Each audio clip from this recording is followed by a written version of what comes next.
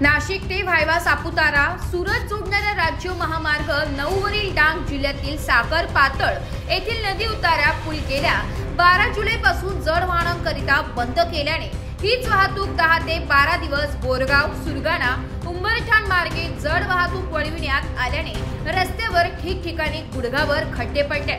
या खड्ड्यामध्ये पावसाचं पाणी साचल्याने तळ्याचे स्वरूप रस्त्यावर आले।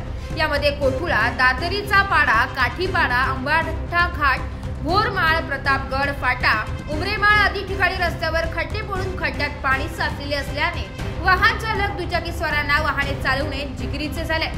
खड्डा टाळताना कट मारला म्हणून रस्त्यावरच गाड्या उभ्या करून एकमेकांशी चालक हुज्जत घालताना दिसून येत आहे। खड्डे टाळण्याच्या नादात दुचाकीची समोरासमोर धडक झाली आहे। दरम्यान भाताची लागवड सुरू असल्याने ट्रॅक्टरच्या टायरला असलेला चिखल रस्त्यावर पसरलेला असल्याने दुचाकी घसरणे, टायर पंक्चर होणे, मणक्याचे आजार, गर्भवती महिलांना त्रास, रुग्णांचे दुखणे वाढले।